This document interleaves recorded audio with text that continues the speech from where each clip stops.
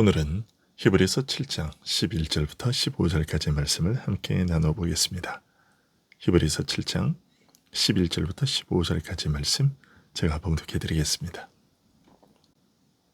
레위 계통의 제사 직분으로 말미암아 온전함을 얻을 수 있었으면 백성이 그 아래에서 율법을 받았으니 어찌하여 아론의 반차를 따르지 않고 멜기세덱의 반차를 따르는 다른 한 제사장을 세울 필요가 있느냐. 제사 직분이 바꾸어졌은즉 율법도 반드시 바꾸어지리니 이것은 한 사람도 제단 일을 받들지 않는 다른 지파에 속한 자를 가리켜 말한 것이라. 우리 주께서는 유다로부터 나신 것이 분명하도다. 이 지파에는 모세가 제사장들에 관하여 말한 것이 하나도 없고 멜기세덱과 같은 별다른 한 제사장이 일어난 것을 보니 더욱 분명하도다. 아멘. 사도는 아브라함이 멜기세덱에게 11조를 바치고 멜기세덱이 아브라함을 축복한 사실을 통해 아론 계통의 제사장직은 왕과 대제사장으로 일한 멜기세덱의 제사장직의 근거와 바탕을 두고 있음을 설명했습니다. 멜기세덱의 제사장직은 이스라엘 역사의 출발점인 아브라함에게 멜기세덱이 왕과 제사장으로 나타난 때로부터 구약시대를 거쳐 예수 그리스도에게까지 연결되며 그 오랜 역사의 근간이 되었다는 것입니다. 멜기세덱과 관련된 이스라엘 역사의 이런 독특한 출발이 아브라함 이후 거의 1000년 동안 마치 잊힌 듯 성경 기록에는 공백으로 남아있지만 모세의 출애굽을 거쳐 여호수아에게서 시작된 안식의 역사가 다윗에게서 마무리된 그때에 바로 하나님 백성 이스라엘의 영원한 통치권을 약속받은 다윗의 입을 통해 성령께서 이 일을 되살리셨습니다.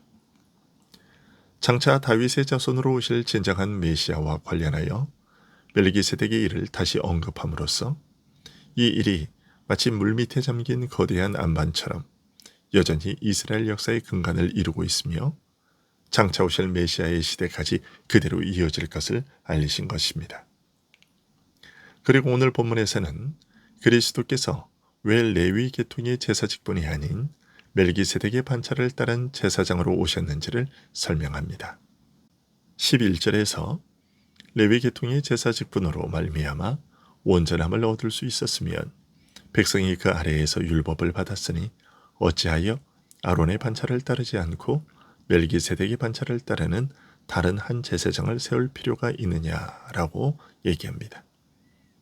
그 이유는 레위 계통의 제사장 직분으로는 완전함에 이를 수 없었기 때문이라고 밝히고 있습니다. 레위 계통의 제사장 직분은 그 자체로는 완전함에 이를 수 없는 불완전한 요소를 지니고 있었다는 것이죠. 비록 아론의 제사장직도 멜기세덱의 제사장직의 근본과 뿌리를 두고 있지만 그럼에도 본래부터 불완전한 요소를 지니고 있어서 완전함을 기대할 수 없었다고 말합니다.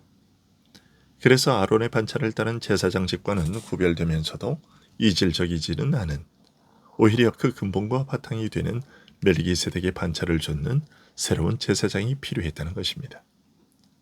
본질에 있어서는 동일하면서도 아론 제사장직에 안고 있는 불완전함을 온전하게 할 제사장이 필연적으로 세워져야 했다는 것입니다. 그리고 사도는 11절에서 레위 계통의 제사장 아래서 백성이 율법을 받았다고 말하고 있습니다. 이 말은 제사 직분이 율법 주심의 근거와 바탕이 된다는 말입니다. 즉 율법이 제사 직분의 근거를 두고 있다는 것이죠.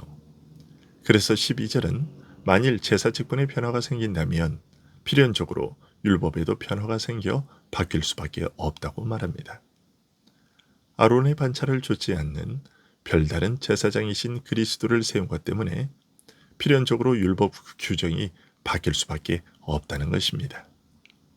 왜냐하면 율법의 규정에 따르면 제단 일을 섬길 자격이 없는 지파, 곧 레위 지파 이외의 지파에서는 제사장이 나올 수 없기 때문입니다. 그 율법 규례에 따르면 예수님께서는 레위 지파가 아니라 유다 지파에서 나셨기 때문에 제사장직을 감당할 수 없게 됩니다. 13절부터 15절이 말하는 것이 그것입니다. 이것은 한 사람도 제단 일을 받들지 않는 다른 지파에 속한 자를 가리켜 말한 것이라. 우리 주께서는 유다로부터 나신 것이 분명하도다. 이 지파에는 모세가 제사장들에 관하여 말한 것이 하나도 없고 멜기세덱과 같은 별다른 한 제사장이 일어난 것을 보니 더욱 분명하도다. 이런 문제를 해결하기 위해서 예수님께서는 아론의 반차를 좇지 않고 멜기세덱의 반차를 좇은 제사장이 되신 것입니다.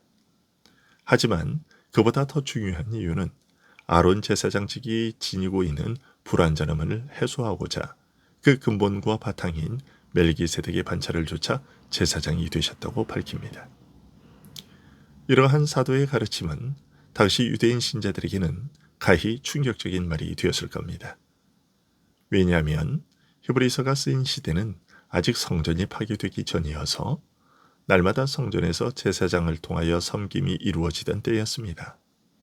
그래서 예수님께서 받으셨던 비난과 동일한 비난을 유대인 신자들이 받고 있었습니다. 곧 율법을 부정한다는 비난이었습니다.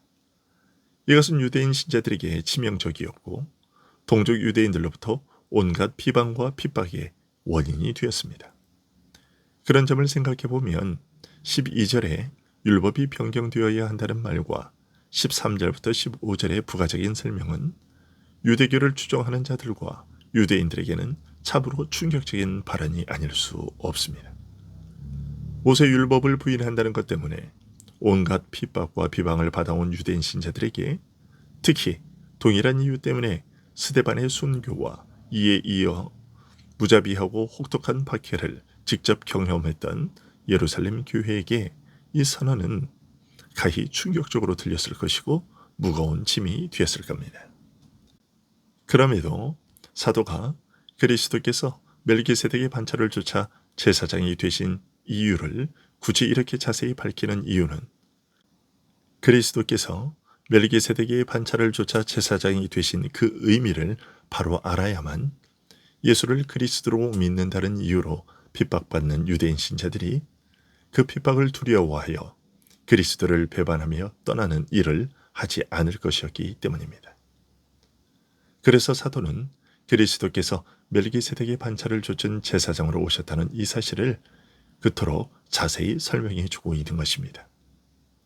즉 그리스도께서는 우리의 완전한 구원을 위해 이 땅에 아론의 반차가 아닌 멜기세덱의 반차를 좇은 제사장이 되어 오셨다는 것입니다. 기도하겠습니다.